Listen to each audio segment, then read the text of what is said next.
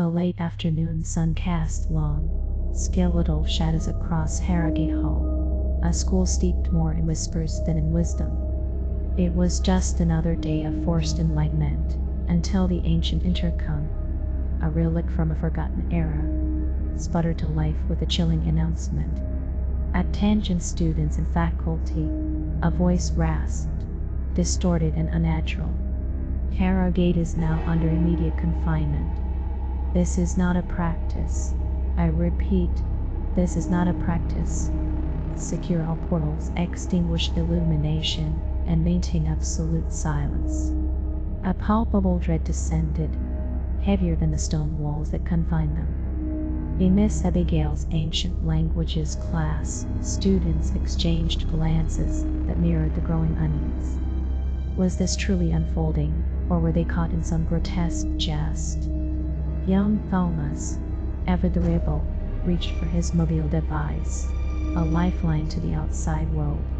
But Miss Abigail, her face etched with a fear that transcended the situation, swiftly silenced him. She moved with unnerving speed to secure the heavy oak door, its iron hinges groaning in protest. One by one, the students huddled in the room's deepest recess, away from the tall, arched windows that offered a view of the bleak moorland beyond. Hearts hammered against ribs, each breath a stolen moment of defiance against the encroaching silence. The only sounds were the mournful sigh of the wind against the building's facade and the unsettling creaks of the ancient structure settling around them. For 10 agonizing minutes, it felt like a twisted simulation. But then, something ruptured the fragile peace. A sound, so faint it was almost imperceptible, began to resonate from the window. A measured, deliberate rhythm. Tap, tap, tap.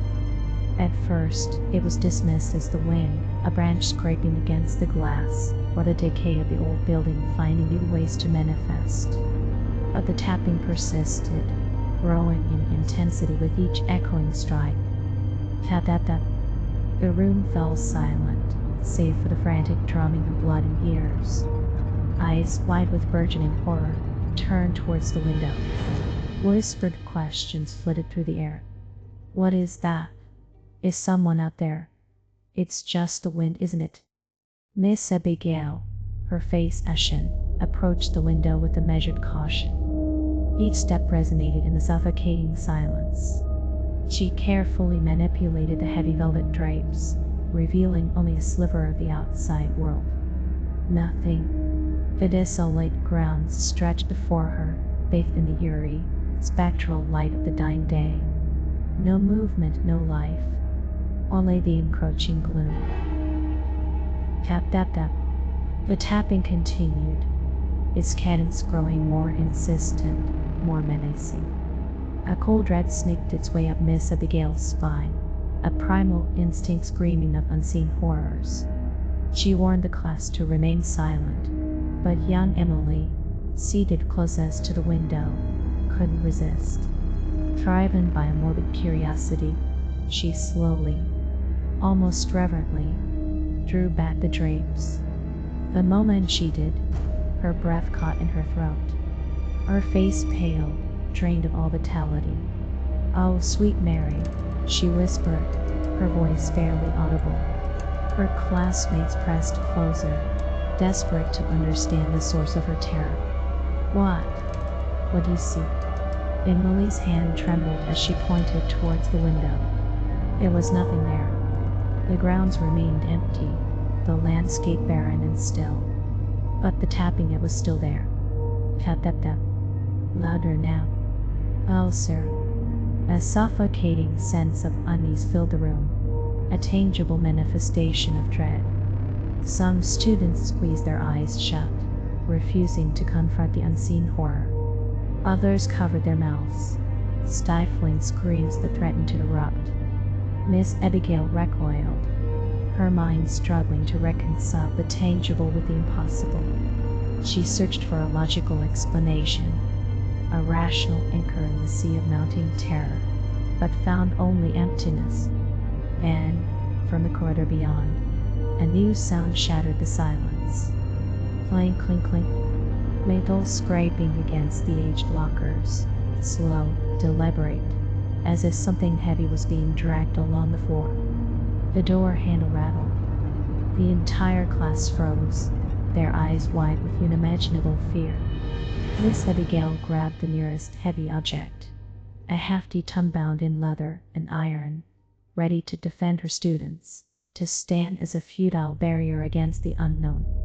But then, the intercom crackled once more. The voice, even more distorted than before, announced, "The confinement has been rescinded.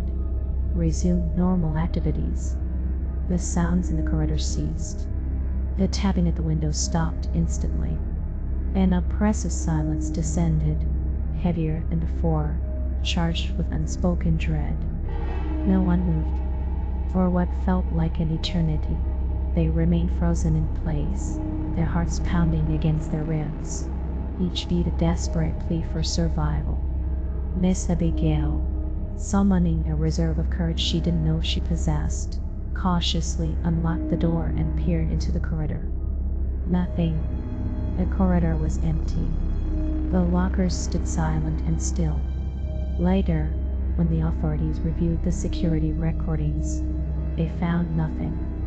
No figures lurking outside the classroom, no presence in the corridor. Yet the tapping had been real. The scraping, undeniably present. To this day, no one knows what caused the terror that gripped Harrowgate Hall that afternoon. Was it a twisted prank? A shared delusion born of fear? Or something else?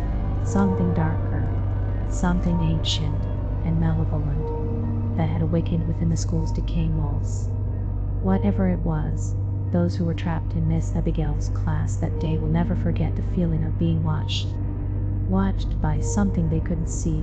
Something that existed just beyond the veil of reality, forever lurking in the shadows of Harrowgate Hall.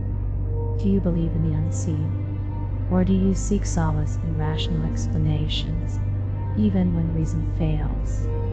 Have you ever felt the cold touch of the paranormal during a moment of enforced confinement?